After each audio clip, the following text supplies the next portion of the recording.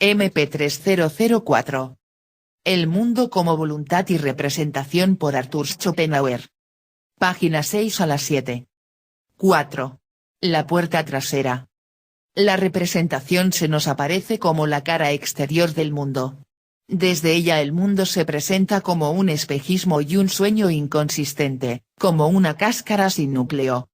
Pero si no queremos quedamos ahí sino intentar acceder al interior de las cosas, si buscamos el significado metafísico del mundo que está más allá del físico, hemos de instalarnos en un punto de vista distinto de la representación.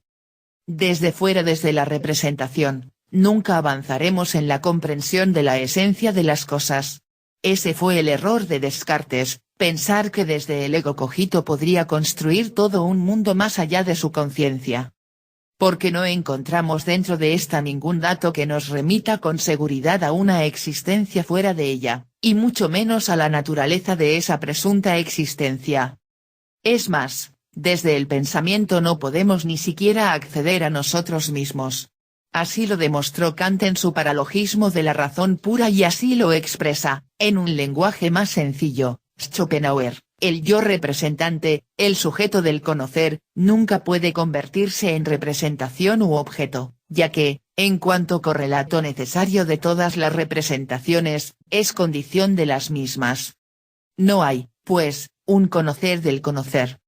En eso también erró Descartes, en considerar que la del yo pensante es la representación primera y más evidente. Por el contrario, el pensamiento puro nunca nos puede dar noticia del yo que piensa, pues el ojo del mundo, tal y como señala Wittgenstein, queda fuera del campo visual y se reduce a un punto inextenso. Pero el hecho es que, para bien o para mal, según se ve más adelante, más para mal que para bien, somos algo más que seres pensantes, somos individuos, seres naturales arraigados en este mundo en virtud de nuestra índole corporal. Y es precisamente ese cuerpo, objeto inmediato de la representación, lo que nos proporciona la puerta trasera que nos permite superar la exterioridad de la representación y acceder al en sí de nuestro propio fenómeno y del mundo. A diferencia de los demás objetos, que solo conocemos desde fuera, conocemos nuestro propio cuerpo también desde dentro. Desde esa vía interna cada cual percibe la estricta identidad que existe entre los movimientos de su cuerpo y los actos de su voluntad. Ciertamente, esa doble experiencia privilegiada no nos proporciona en principio más que una doble serie fenoménica que se corresponde, respectivamente, con la primera y cuarta clase de representaciones establecidas en el Tratado sobre el Principio de Razón. Desde ese punto de vista, seguimos sin salir del dominio de la representación. Pero aquí se nos revela también algo más, y algo tan importante como para que Schopenhauer lo denomine el milagro apóstrofe y la verdad filosófica por antonomasia, se nos revela la identidad del sujeto que conoce y el sujeto que quiere y, con ella, nuestro propio ser, que de rechazo nos dará la clave acerca del ser del mundo. Pues el cuerpo es el elemento mediador que hace posible la autoconciencia del sujeto y a la vez le manifiesta su naturaleza esencial. Aquel sujeto cognoscente que en cuanto tal no es cognoscible ni para sí mismo se conoce siempre como cuerpo y, en virtud de aquella experiencia interna, conoce su cuerpo como voluntad. La voluntad es, pues, el objeto de la autoconciencia del sujeto pensante. El sujeto se conoce a sí mismo solo como volente, no como cognoscente. Lo conocido en nosotros como tal no es lo cognoscente sino lo volente, el sujeto del querer, la voluntad. De este modo, y al igual que rompió con el racionalismo y el optimismo modernos, Schopenhauer rompe también aquí con la tradición moderna de la filosofía de la conciencia.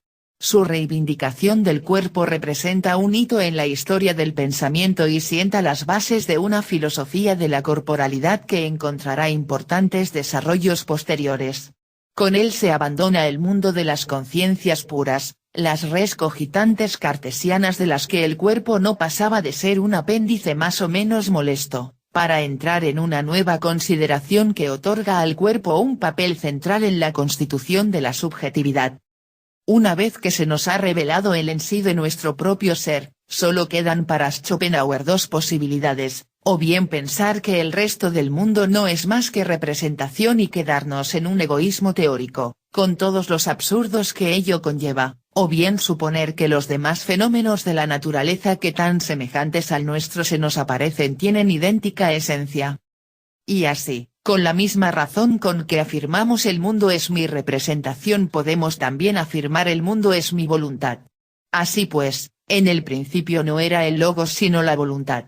Ella es la realidad originaria, la cosa en sí idéntica que se manifiesta en todos los seres y fuerzas de la naturaleza, desde la gravedad que hace caer la piedra hasta el carácter que determina las voliciones del hombre ante unos motivos dados.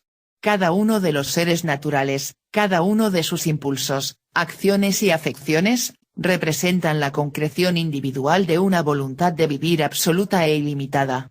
La afirmación de la vida, el afán por mantenerse en la existencia, constituye la esencia íntima de todos los seres y, por ello, un prius del intelecto ante el que no cabe plantear un porqué. No comprende a Schopenhauer quien le acusa de antropomorfismo por considerar la voluntad como cosa en sí. Él no está en ningún modo extrapolando la voluntad humana a toda la naturaleza ni pretendiendo que todos los seres quieren del mismo modo que quiere el hombre.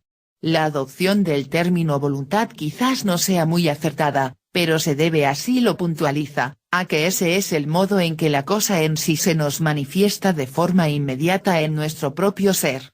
Las fuerzas naturales no son, pues, formas o manifestaciones de la voluntad humana, tanto unas como otras son objetivaciones de un núcleo íntimo del ser al que llamamos voluntad. ¿Cómo podríamos haberlo denominado gravedad si esta hubiera sido la forma primaria en que se nos revelara? No hay, por lo tanto, un antropomorfismo de la naturaleza en Schopenhauer sino más bien un naturalismo del hombre, al que se atribuye una identidad esencial con el resto de los seres. Tampoco comprende a nuestro autor quien piense que su sistema postula más o menos a priori una voluntad de la que luego infiere por las buenas o por las malas la totalidad del mundo natural. Muy al contrario, Schopenhauer no busca deducir sino interpretar el mundo, su filosofía no parte de la cosa en sí sino del fenómeno, se instala en el terreno inmediato de la experiencia para buscar su significado metafísico, significado que descubre, acertada o equivocadamente, en la voluntad. El curso de su pensamiento va, pues, de la naturaleza a la voluntad, de la manifestación a la esencia. E invertir ese curso supone traicionar el espíritu de su filosofía. La voluntad de vivir se afirma en todos los seres existentes.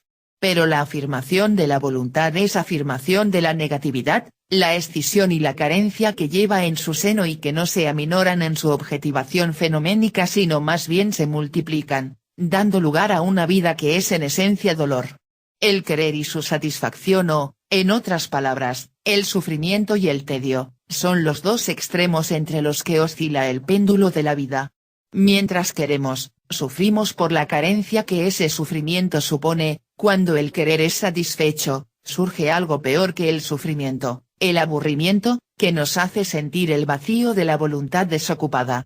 Pero la rueda de Ixión nunca se detiene, pronto aparecerá un nuevo deseo con un nuevo dolor, y su satisfacción volverá a mostrarse vana para calmar la sed de la voluntad, una voluntad que nunca encuentra un objeto que satisfaga su querer, porque en realidad no quiere nada y en el mundo fenoménico se limita a aparentar un querer. El dolor del mundo no es en último término sino la manifestación del absurdo de una voluntad que es incapaz de querer. Por si eso fuera poco, a nuestra índole esencial se añaden las condiciones fenoménicas que constituyen una nueva fuente de dolor. Pues si en esencia somos un absoluto la voluntad y toda la voluntad, al mismo tiempo somos individuos que, cegados por el velo de malla, pretendemos afirmarnos en nuestra propia individualidad a una costa del aniquilamiento del resto del universo. De ahí surge un estado de hostilidad universal en el que todos somos verdugos y víctimas, porque todos causamos daño a otros y lo sufrimos de los demás, y porque todos somos una misma voluntad. No obstante, y a pesar de todo el sufrimiento de nuestra existencia, nos aferramos a ella y nos estremecemos ante la perspectiva de una muerte que en todo caso ha de llegar, pues le pertenecemos por el hecho de haber nacido, y ella no hace más que jugar con su presa antes de devorarla. Página 7.